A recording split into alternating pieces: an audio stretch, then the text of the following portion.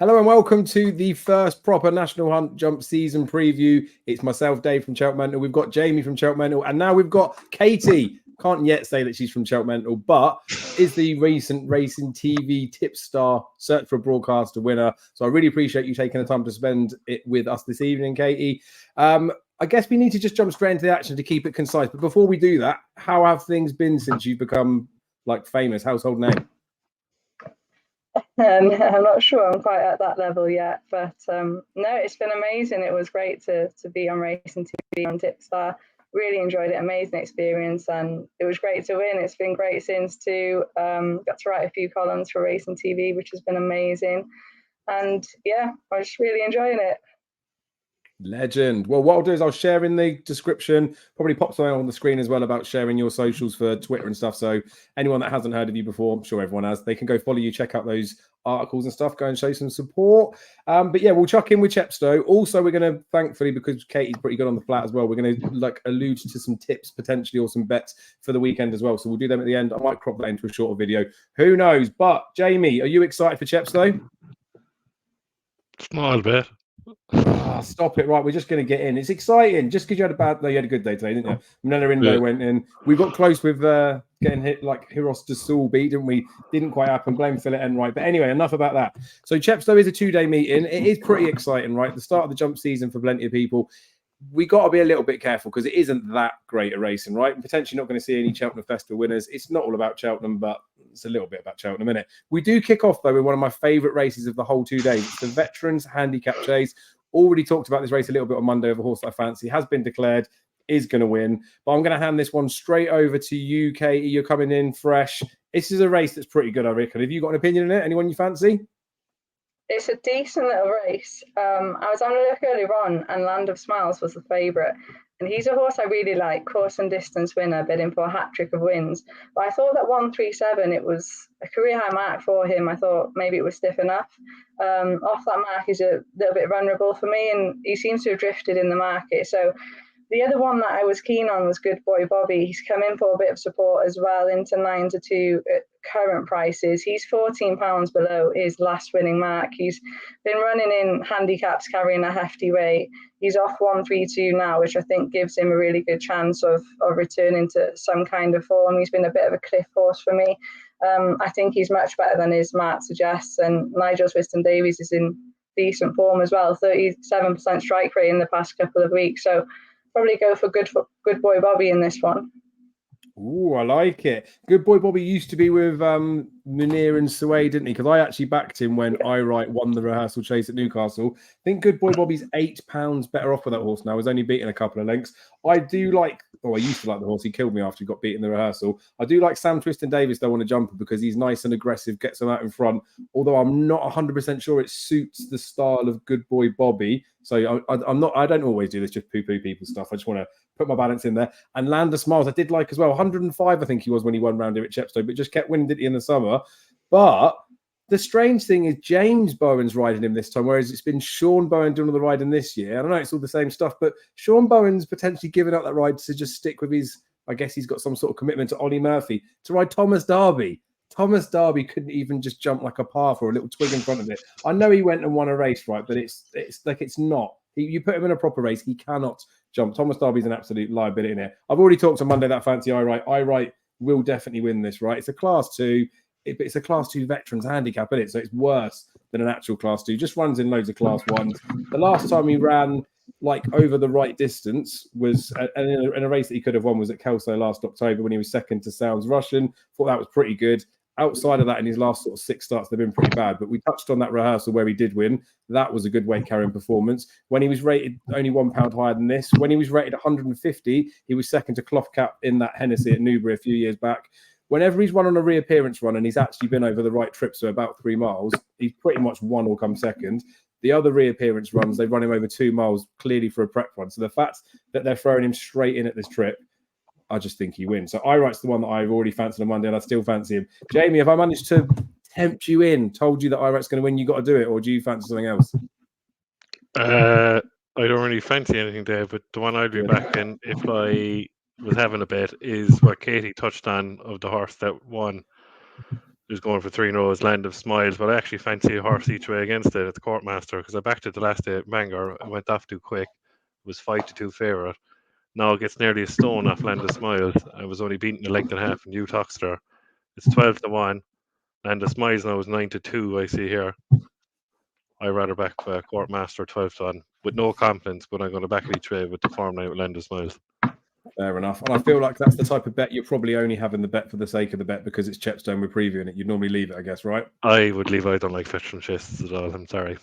I always just get excited because they just Even turn though 10, they're allowed to run. Goodbye Bobby off a stone later should win, all right? Like, do you know what I mean? Yeah. Well, it'll be interesting to see how the market forms after that because it is like a couple of days beforehand. But good stuff there. Right. Second race, the Persian War Novices Hurdle. This has been won by some serious horses.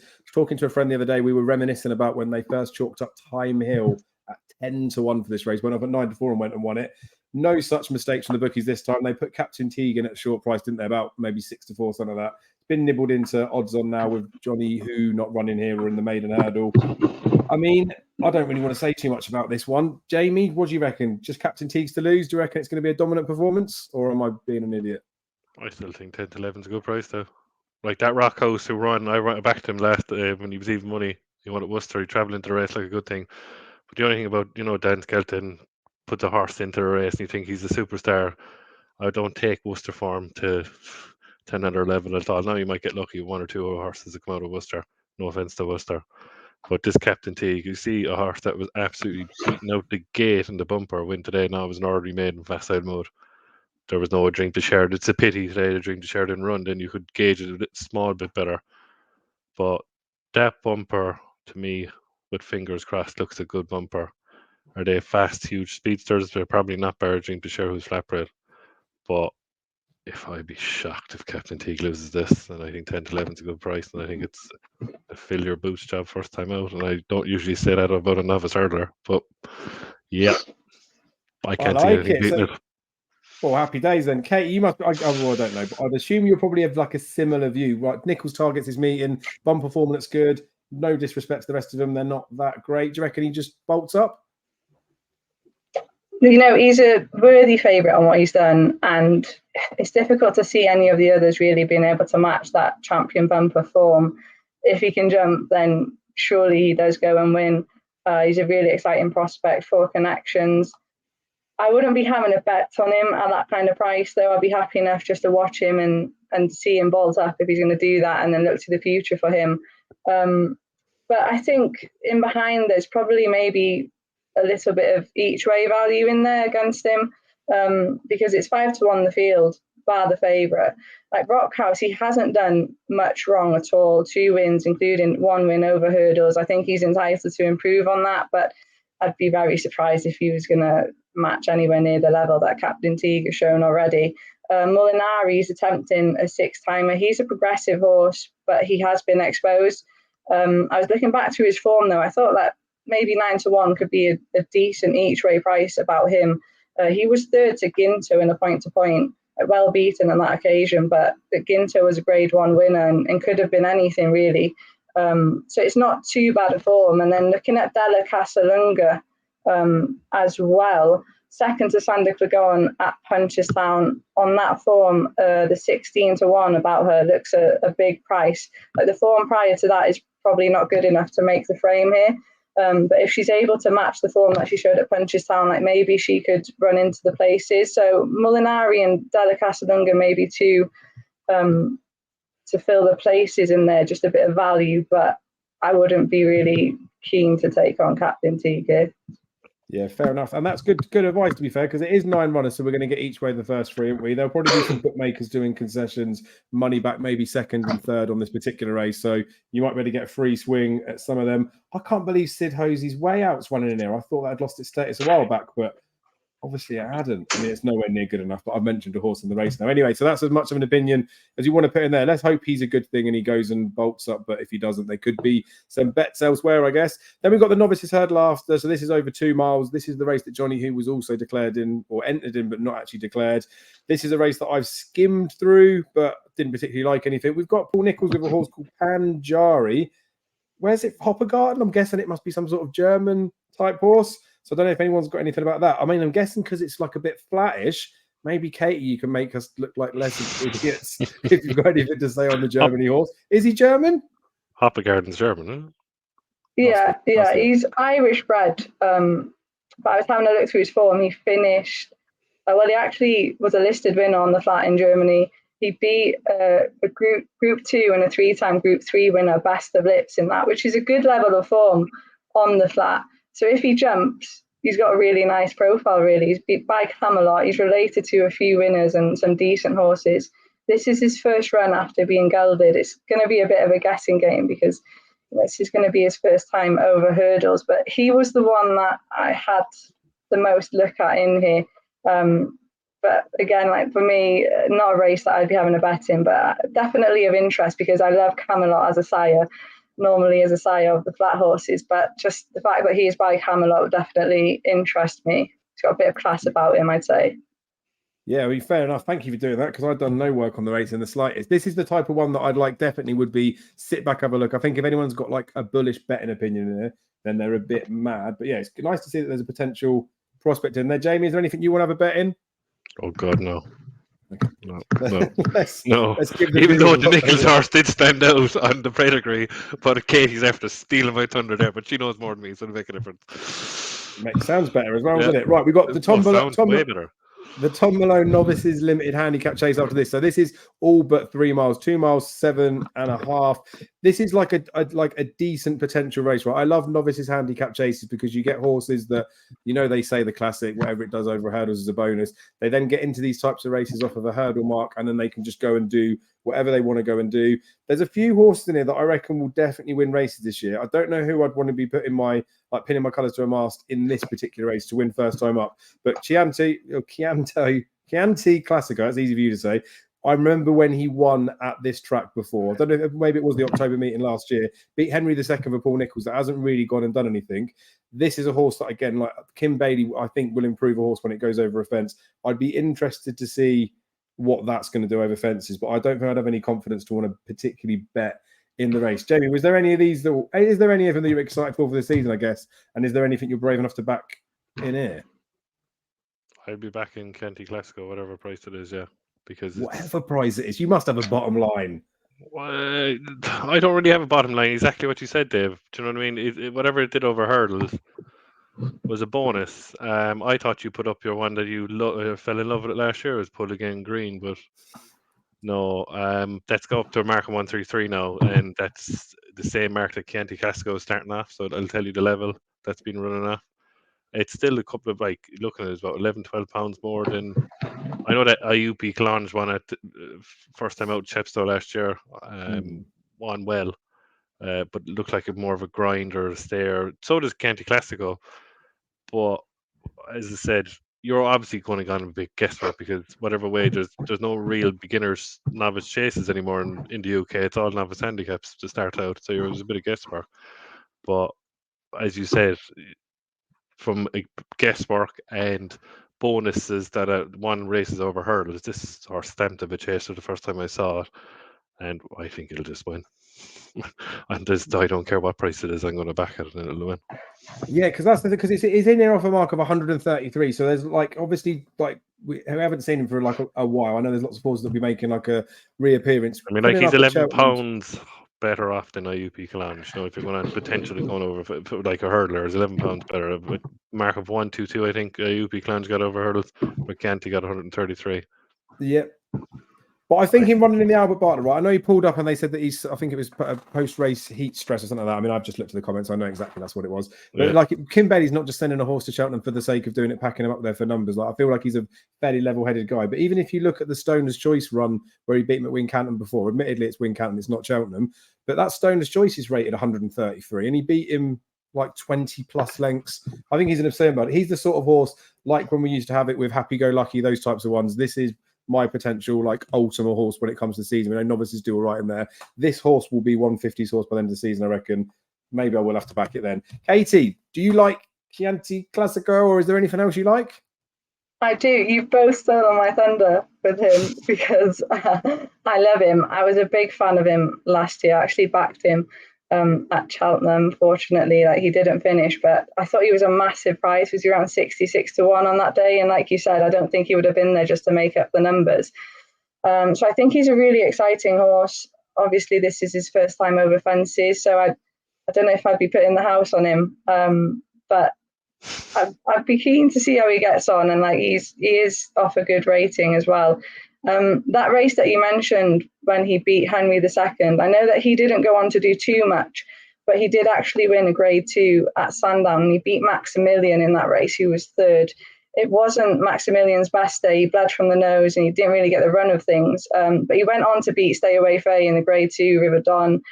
Stay Away Faye obviously won the Albert Bartlett, and Maximilian also finished second in the Sefton at Aintree. So if you look at that form line, it is a really good level of form for Chianti Classico. And yeah, I'm excited to see how he gets on over fences. The other one that I did have a look at was Pull Again Green. I was at Bangor on D when he won in August. He looked really well there. I think he won best turned out too. He's a really nice looking horse, jumped nicely as well, and he beat Any News convincingly.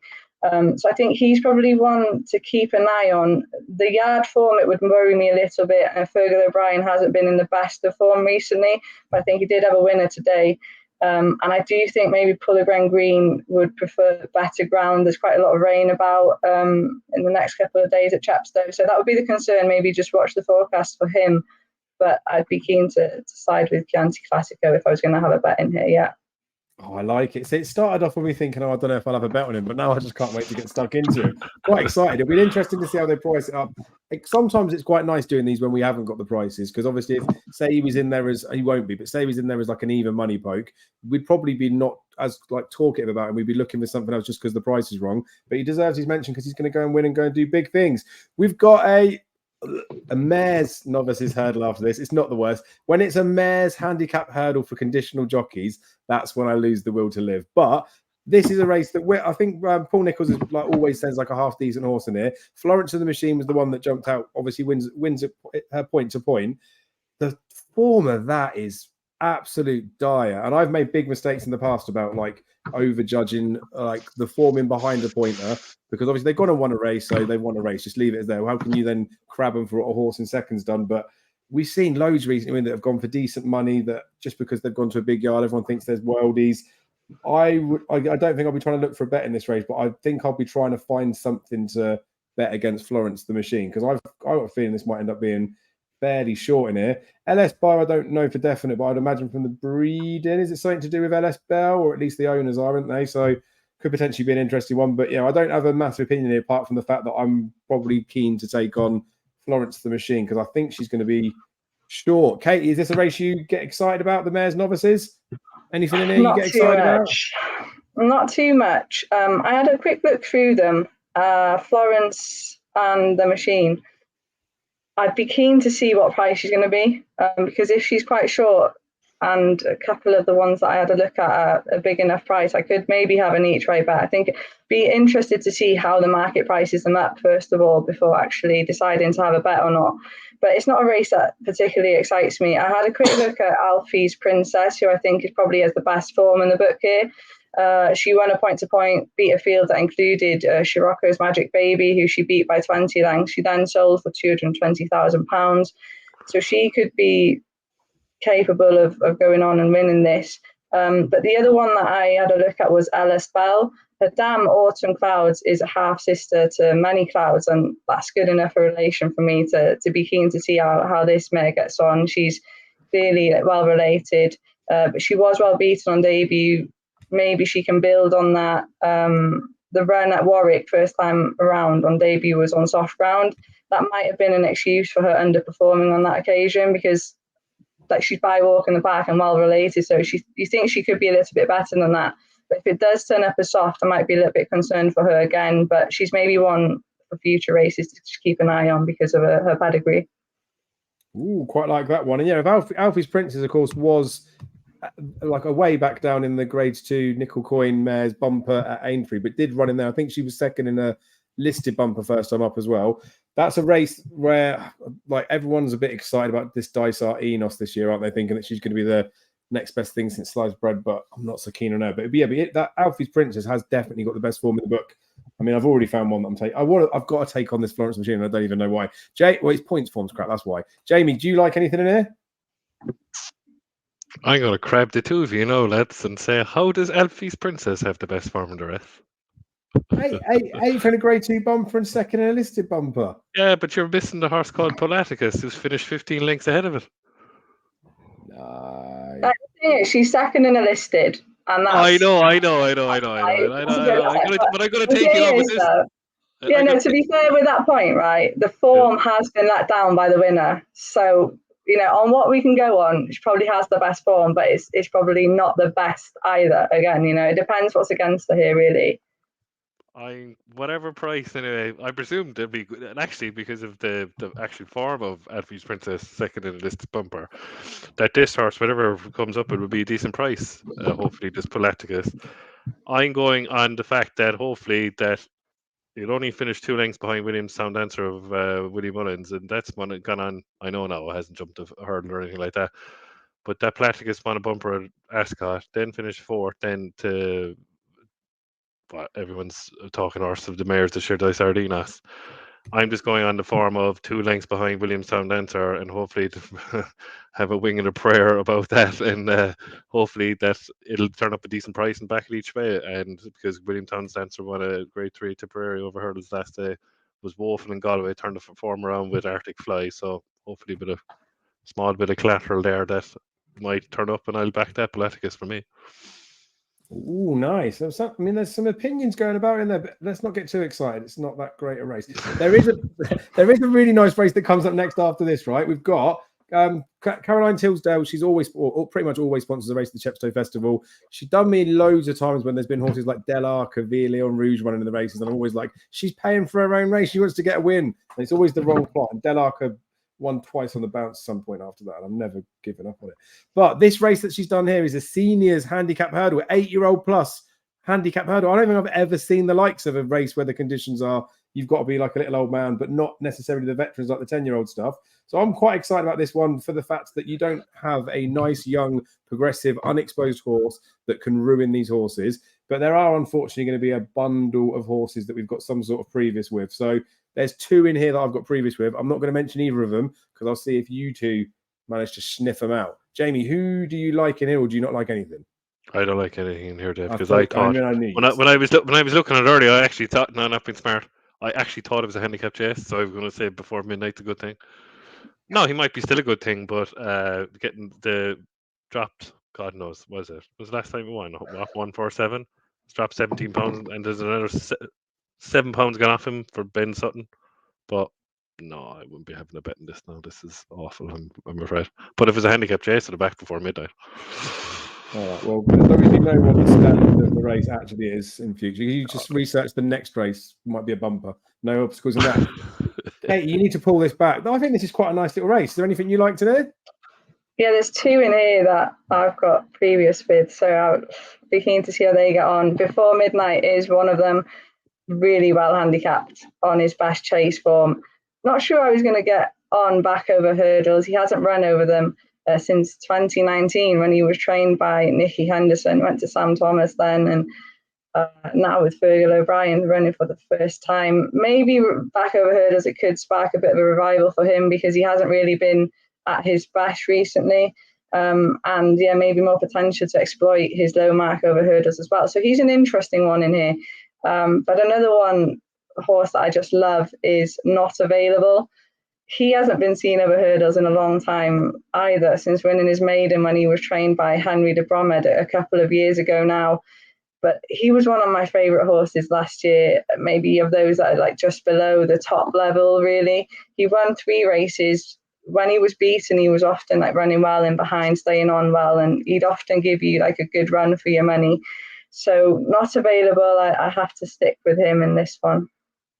Nice. Well, you haven't meant neither of you have mentioned the ones that I quite not necessarily like. Front View I've got previous with because I backed him in that stupid Martin Pipe when he was centre favourite, and he's just never done anything since, has he? And it's painful, these horses, because I wish he was just like a 10-year-old and I've got fewer years left to back him. But with it being JP McManus, being John Joe O'Neill as well in there, there's just always a moment that makes you think, if there's money for it, I might have to bet him. But there's no logical reason why you could back him. Lebowski's a fairly similar type horse. This horse was like an okay-ish novice hurdler, looked like he had loads of potential, then come up against a horse called John Bon at Haydock, broke his heart, and then has been not terrible since. He's won a handicap hurdle since, but hasn't really looked like he's as good as he was before. I can't see the tissues on the Racing Post site now, but a mate of mine messaged me earlier and said if the tissue's right on Lebowski, we might have to have a bet on him. So if he's a big price, I will probably have a token bet on Lebowski. But one that I am quite keen to bet is Swaffham Bullbeck for Stuart Edmonds, Kieran Geffin. Stuart Edmonds is one of these trainers, as far as I'm concerned, that is just shrewd as anything. He sent a horse a couple of years ago, Hometown Boy, I think it was, to Aintree, got backed, went and won, and then I think he's recently been looking like he's going to go novice chasing. Had an injury, had a setback, but I've just seen when he targets certain big meetings, he very rarely has one tailed off, or they're just running for the sake of it. He uses the weaker meetings, I would say, to get his horses out exposed and experienced. This Swaffham Bullbeck's a horse that's actually got recent winning form. So when we talk about lots of these horses that are looking for some sort of rejuvenation or they're well handicapped on their old form, Swaffham Bullbeck's a horse that is just in good form. And I think he's going to be, I don't know, it's hard to price this market because there could be money else anywhere. He's got to be 6-1 plus. And then with there being 12 runners, we might get 4 places somewhere generous, but I'd even back him 3. But Swaffham Bullbeck would be a serious each-way bet for me, I think. And then if the Lebowski is a big price, then we're going to have a little go on the big Lebowski. Right, we got the last race for Friday coming up now. Jamie, have you spent enough time looking at it so you're aware of the conditions of the race, first and foremost? Move on. Conditional jockeys handicap. Hey, so these are the sorts of races, well, Katie. So again, I like to get a little bit snobby at times. This is the type of race. I did it a couple of years ago. I dug into one, right, and I found some really weird point form with a horse. And then it got backed in the horse. I can't remember what it was, but it was uses. It was like a tenuous link that I managed to find for it. I feel like these are the types of races that we've got no real right looking into it. And then when you do finally look into them, unfortunately, you give yourself a bad bet. So have I forced you to look at this race, but you found a bet? Or would you have found a bet anyway? I had a look, and the only horse that I quite liked on name only was My Girl Katie, because it has my name in it. And that's about it. To be honest, I couldn't even form an opinion on this one. I'll leave it to you. No, good. We'll leave it as that because, like I say, these are the sorts of races. I think my camera's gone really blurry like a potato in it, but never mind. They can still hear me. That's all they're here for.